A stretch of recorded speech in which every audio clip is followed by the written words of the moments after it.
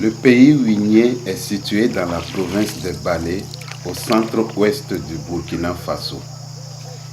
Il comprend une série de communautés installées dans la partie sud-est et sur la rive droite du fleuve Moun, ainsi que sur les deux rives du Petit Balé.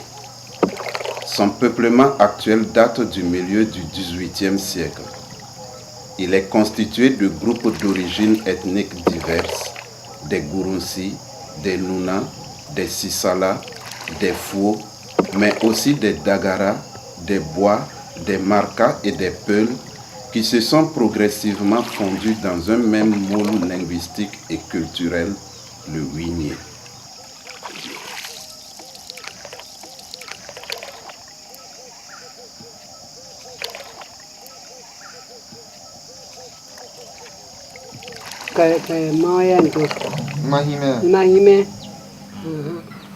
À Ouibo, les personnes qui ont une âme crocodile n'ont pas d'hôtel individuel. Le crocodile est leur hôtel. À cause des tueurs de crocodiles, nous leur avons aménagé un lieu plus caché. Si le crocodile veut rendre visite à son propriétaire, il le fait tard dans la nuit. Et si le jour le surprend, il vient trouver refuge sous la grande jarre d'une femme. Chez nous, il y a beaucoup de crocos dans le marigot là. Et bon, je suppose que certains sont les doubles des âmes de certains habitants de Orobono, mais il y en a d'autres. Ils sont sauvages, quoi. Ils sont sauvages. Comment est-ce que... Ils arrivent à faire la différence.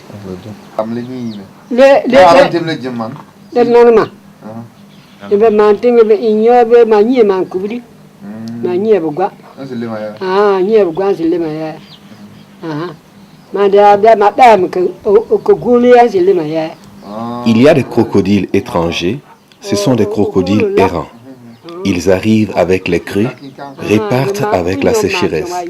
Nos crocodiles, eux, ont une affinité physique avec leur double humain. Si l'homme ou la femme est clair de peau, le crocodile est clair. Si l'homme est clair ou présente des déformations, le crocodile également. Si un crocodile tombe malade, son double humain aussi. Il a le corps chaud, il a la fièvre. Si les fourmis attaquent ton crocodile, tu as des démangeaisons. Il faut partir alors à sa recherche.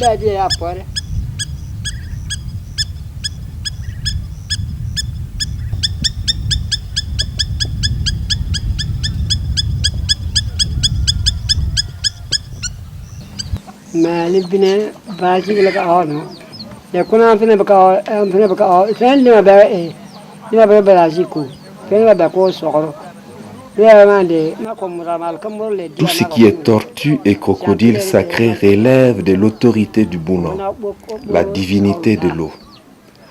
Porter atteinte à leur vie provoque des malheurs au village.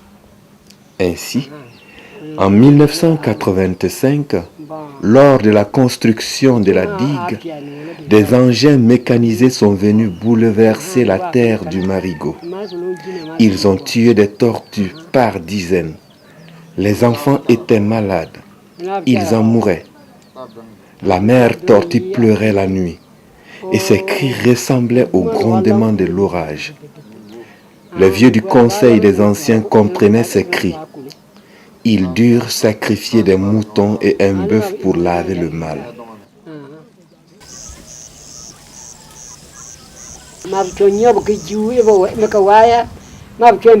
La mère du marigot n'aime pas les personnes souillées ou malhonnêtes. L'eau chauffe quand elle pénètre dans l'eau.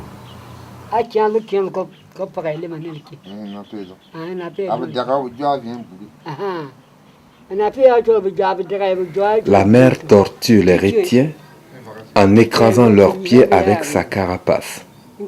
Elle les déséquilibre, fait monter le niveau de l'eau et l'individu meurt noyé.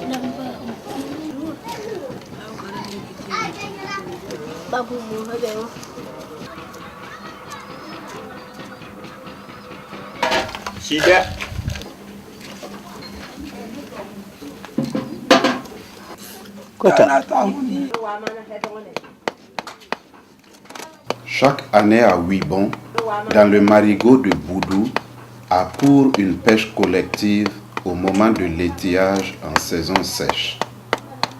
Un sacrifice a été fait auparavant pour renouveler l'accord avec les génies des lieux et assurer la protection des pêcheurs. Les femmes, lors des pêches dans le marigot sacré, utilisent les tchigis, les nasses. Les enfants peuvent également les employer.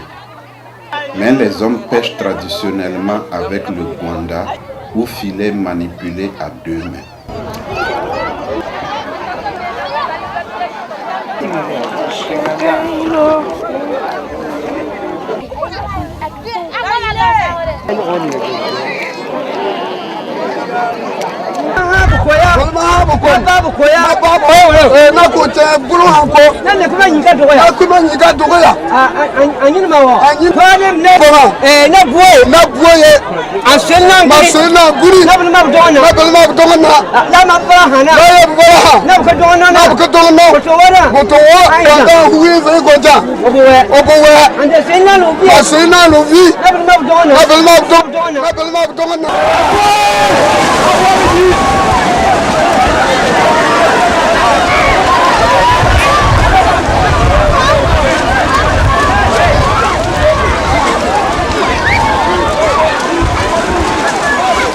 À Huibon peuvent pêcher ensemble plusieurs villages. Boromo, Virou, Sirinoguin viennent pêcher. C'est le conseil des anciens qui a fixé la date, révélé la veille, parfois le jour même.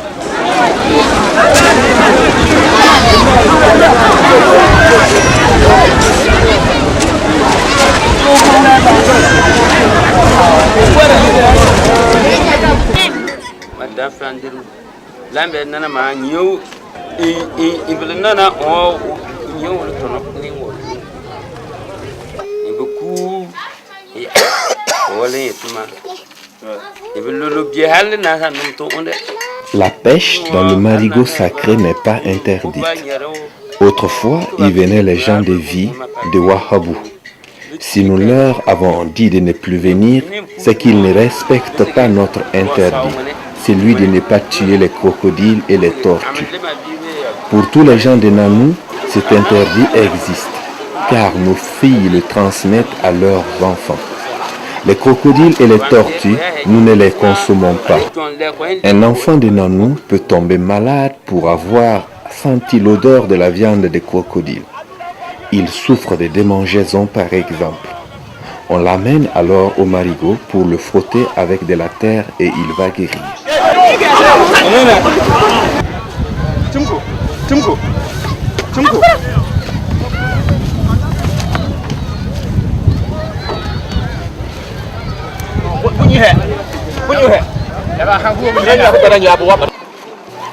Yimou le crocodile est un éleveur de poissons et un ingénieur de l'écosystème.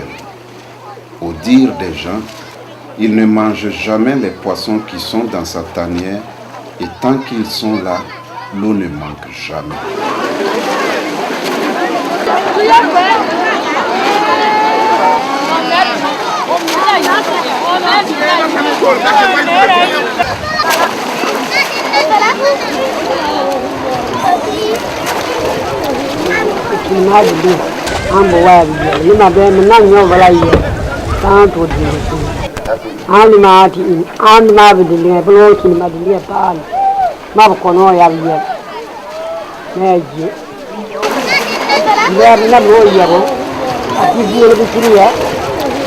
Nous, les vrais propriétaires, nous ne vendons pas le poisson du marigot. Si tu vois quelqu'un qui le vend, c'est qu'il n'est pas le vrai propriétaire du marigot. Nous qui sommes les propriétaires, nous ne le vendons pas. Nous le consommons. Si vous le vendez, le marigot n'aura plus de poisson. Nous, les vrais propriétaires, Si le marigot nous donne le poisson, nous pouvons en donner à un étranger. Les vieux partagent. Si quelqu'un est là, si c'est un étranger, nous lui donnons. Ceux qui pêchent consomment le poisson comme ils veulent.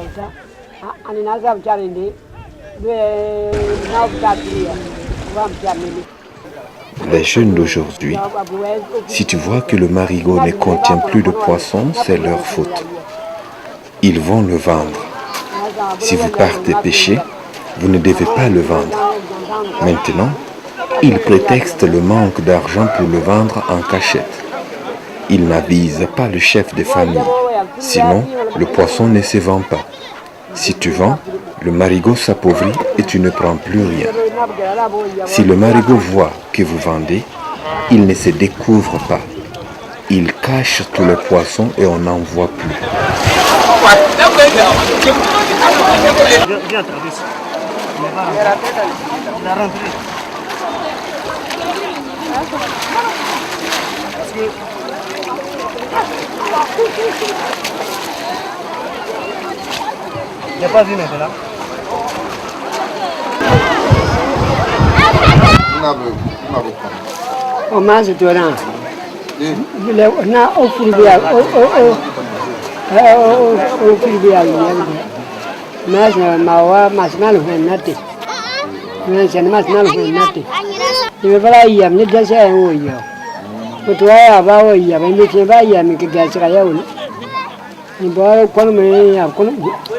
Ce qui fait que nous ne vendons pas le poisson, c'est que la terre nous dit de le consommer seulement. Si on vend, c'est de l'argent qui ne servirait à rien. Même si tu te caches pour le vendre, la prochaine fois tu n'auras pas de chance.